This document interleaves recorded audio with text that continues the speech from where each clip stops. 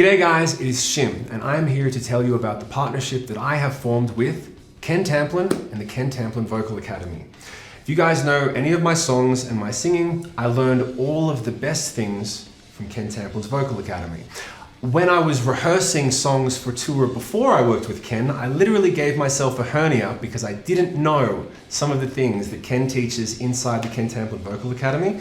So we've decided to partner, and I'm going to introduce you to him now. So let's talk about, for everyone watching that says they don't think that they need singing classes, whether they're not really sure if they want to sing or can sing, or if they've had vocal classes before and they go, nah, I got this, I'm good. What would you say to someone who thinks they don't really need singing classes? Well, a lot of people think it might even change the sound of their voice and so forth. It's a tapestry. They're painting a picture. The broader the stroke, the more information that you have in your toolbox, the more ability for notes and range and tone and texture. All those things matter. So if you want a really broad paintbrush for your singing with better range, better tone, better clarity, more stamina, I'd be your guy. If you don't, you can stay on your own and do whatever you do. But that's what I do. And so a lot of people who are looking at singing courses, they might see, YouTube specialists and how to sing great in 30 days. There's a lot of different types of vocal coaches. By the way, have you ever done anything great in 30 days? No, really, think about it. Yeah. I'm not saying you can't start something there, but go ahead, sorry. And so, what is it about the KTVA, the Ken Tamplin Vocal Academy, that's different than all those other coaches? Okay, so we have a slogan, and the slogan is "The proof is in the singing."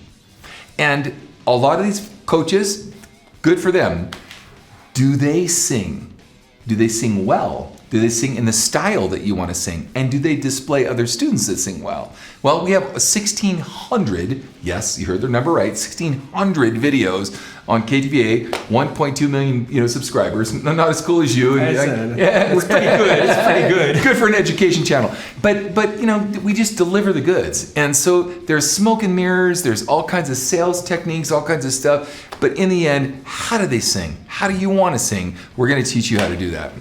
And I think that's the thing that separates a lot of people. Most people don't have the cred. Most people don't have the credits. And most people might think, okay, well, nice Shim, Ken Tamplin Vocal Academy, but what has Ken sung on before? The more important question is, what gigs have you turned down so that you could be more available to your family as a professional choice? Yeah, so you mentioned that. I've been asked to sing for Motley Crue, In Excess, Journey, Peter Frampton, Foreigner. The Black Sabbath, a lot of bands, not because I'm too good to sing for them. It's just they wanted a tour schedule that couldn't accommodate what I wanted to do with my family. So I did film and television. You probably can't see this on the screen behind me, but then I did 10 years of, Melrose Place and X-Files and, Ace Ventura, tons and tons of film and television. So I have a lot of experience. I've got 43 records out now, have produced over 100 albums. I don't know any other vocal coach that's ever done that, I honestly. But I've taken from great coaches. I spent over $1 million on my voice over the years. So it's not like, and I have learned what to do, what not to do, and also conflicting information from a lot of these coaches where I had to ferret out night after night after night what worked and what didn't for me, and then put that in a course. All right, this is Pop Quiz with Ken Tamplin. Ruh-roh. Let's get to the real question that people want to ask when they're touring, when they're singing. How bad is smoking really on your voice? It's bloody awful. It's terrible. What's it really do? How bad is it? Well, it makes your voice turn into leather. So let's look at it another way. Let's anatomically. Your vocal folds are made of collagen, thousands or hundreds of strands of collagen. So this collagen dries out and it turns to leather. If it can't stretch, you can't sing. So if you don't understand how this works, like a rubber band,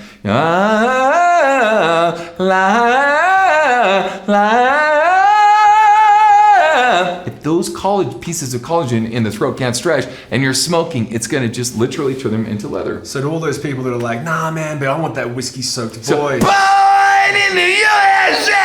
Born in the USA! That's what you'll get. Sorry, guys. It's all right, man. So, but do you think so? For anyone who does smoke and goes, nah, I'm good. It adds to my flair. It adds to my flavor. Do you call bullshit? Adele said that, and she's gone through 3 vocal surgeries. Ooh. And Steven Zeitels, who is her main vocal otolaryngologist, who gave her all 3 of her surgeries, who thinks he's God and can hand people back their voice. Steven, you're awesome. I don't mean that in no disrespect. Why? Why would you do that? You have this crazy career. Like, why would you do that? You have this amazing gift, but you're gonna drink and smoke and go through surgery. It's up to you, you know? Leads me to my second question. How bad is drinking really for the voice? Both, same thing. Drinking dries. It's not exact. Because sorry to interrupt, but there's going to be a lot of people that are going to go, man, I'm playing cover bands, I'm on tour, I'm doing my thing, I want to have a little bit of fun. Okay, so I don't smoke. Okay, cool, but I'm going to have some drinks. What do you say? So hydration is king. And that doesn't mean like, Jack Daniel's hydration. I'm talking like room temperature filtered water. But it also dries out the cords. One other thing it does too is depending on your age, I'll be 60 this year. So, our body can only handle so much, and we have to have whole body strength. So what you don't know is that when you drink, your body only delivers a certain amount of energy or strength within the whole core of your body. So if you're not on your game and you're gonna, drink a few drinks that night, and that translates night after night after night, I give you 10 years at best. I mean, maybe less. So what I would recommend is moderate it. I'm not saying you can't do it, but I'm saying moderate it and be careful, Yeah. Okay, so then let's say we've got Ken Tamplin Vocal Academy, where the proof is in the singing, how to sing better than everyone else, but you've just told them, okay, well, if you really want to be great, you shouldn't smoke and you shouldn't drink. Well, what do you do when you're touring? What do you do when you want to have some fun, I sound like a Baptist or something. No, but okay, we want to be great. We want to do. I go play pickleball. So when you got a student that's like, well, man, how am I supposed to have any fun? What do you tell them? I do different things, man. I love swimming in the ocean. I love making love to my wife, That'll do it. I like traveling. I love food I probably shouldn't be eating, which is also bad.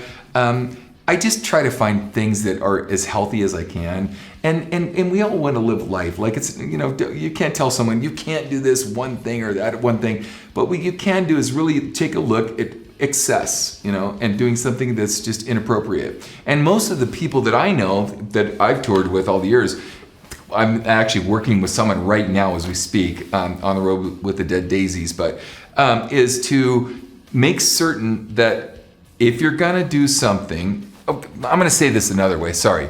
I deal with a lot of pretty high-end people that I teach. High-end meaning touring guys. And I don't wanna bandage you back up and send you back out on the road because you killed yourself. I wanna get you in a habit of just being great because that's what you want to do and what your life goals are about. So you have to decide your own disciplines and whatnot. I've decided mine, but I would recommend moderating stuff, being careful, and that's not like a politically correct answer. I really mean that. That's what you actually do. Yeah. If I don't do it, then I suck. Yeah, dude, I've got millions of experiences I don't even drink coffee anymore, you guys, and I'm really trying to moderate my alcohol a lot. So there's a lot of, I don't do any other, anything else other than that. I don't smoke, nothing. And even that is still, I still have to work on it. Yeah. The thing that whenever people used to ask me this question and they go, what about this or what about that? I would just get to the point and say, well, how bad do you want it? Yeah, that's it. Yeah, you're right. What's your value system? Yep, that's right. You're right. So the last thing that I wanted to ask you about is everyone knows KTVA. Right? Everyone knows Ken Tamplin Vocal Academy, the proof is in the singing, all that stuff. But out of curiosity, as a personal fan of yours, can you give me a rock and roll story from when you were hustling, when you were singing, when you were doing it every night, when you were out there doing the rock and roll grind? Give me a story of something, some dope story, man. I need to hear one. There are so many. Oh my gosh. All right. Oh my gosh. This is not rehearsed. Not planned. By the way, this is real. This is really not planned. Okay. We were about to shut the cameras off and I said, hold on, I got a couple of questions. That's right. Because everyone knows all the coaching and everything, but he's the real deal, the whole career before he started coaching. So I want a story. One would be my vocal coach, Ron Anderson, one of several. Ron Anderson, look him up. Great coach. Just passed, I think, like 8 months ago, I think from COVID, or maybe from the injection. But anyway, and he got me an audition with Geezer Butler, bass player of Black Sabbath. There was a group that was put together. It was going to be a super group. And so he said, can you make it down to Hollywood? This is at like 11 a.m. Can you make it down to Hollywood at 3 o'clock for this audition? But you have to have a tape in advance of singing a Foreigner song. And I said, what Foreigner song? I Want to Know What Love Is. Okay, so like, oh my gosh, all right, wow. By the way, vocal extractions back then were really difficult. So you had to find a studio that could do that, and. So my wife and I had this ghetto blaster, and we were supposed to show up at this audition. And they wanted me in my full regalia, like, 80s metal, snakeskin boots and leather and, whatever. So I remember going to the studio and doing, Foreigners, I Want to Know What Love Is. I did quickly, I had 2 passes, that's all I got. And then I ran down to the studio, and it was Mickey Thomas was going to be the singer. Apparently he got in a really bad situation with a coke dealer, and he had his face shoved in a toilet in Central California and broke his teeth, or some crazy story. I forget all of it, but gives it. So as Geezer Butler and John, it was John Entwistle. I forget. I'll think about this a minute. I've had a few. I put him on the spot. Tried. It was a long time ago. Anyway, so I raced down, and I'm running down Hollywood Boulevard with my ghetto blaster and my wife, and she's got her heels on, and I'm like, ghetto blaster breaks, and the hammer, goes down, whatever. And I show up at this gig, and they basically say, well, we're at SIR Studios, and there's like 200 people there. And I'm like, I'm really gonna get this gig, right? I did get a call back. I didn't get the gig because they disbanded before it ever happened. And that's rock and roll. Now, there have been other times where I've been down to mini rooms at SIR and the likes, and I've been asked to sing for lots of things. And then you have to decide if it's worth it to you. And for me and my family, and the amount of touring that had to happen didn't make sense to me. And I have a Foreigner story about that when Lou left the band also that was, in fact, I'm going to go into that. I'm going to go into that. Sorry. No, do it. So, we're yeah, so I was asked to sing for Foreigner. I did do an audition. It was really awkward. I can't go into all of the details. A lot of drugs involved at the time. A lot of stuff that I couldn't see myself doing. I declined. So Mick Jones's brother's name is Kevin Jones. And Kevin says, okay, I'm sorry that didn't work out. Will you go down to another audition with Peter Frampton? He's looking for a singer. And I'm like, Peter Frampton is a singer. What are you talking about? So I went down, and long story short, he was super gracious, really cool guy. He started playing, Frampton stuff. I was there for like 4 hours. And he says, okay, can you sing 30 Days in the Hole? By the way, for you guys that don't know this, it's an old Humble Pie song. Peter was not the singer of that band. He was a guitar player. A guy named Steve Marriott was a singer, one of my all-time favorite singers. So I'm going to back this up a bit. So my brother used to take me to all of these great shows in the 70s. And one of the shows was Humble Pie. And I don't want to go into all the details of this, but the bottom line is that when the show happened and we're waiting for Humble Pie, I think it was Long Beach Sports Arena or the Forum in LA. I was stoned at the time, sorry, but I was a kid and I was stoned. The PA went out. You're talking about a PA going out. And so they're, tapping, waiting for this PA. And the guy goes, 30 days in the hole. This guy comes on. It's what they give you, 30 days in the hole.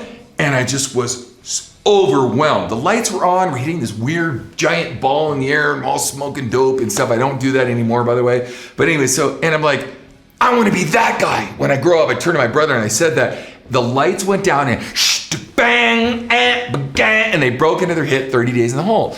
And I just literally said to myself, that I want to be Steve Marriott when I grow up. I think it was like 10 or 11. Like, we can look up when the date was on that.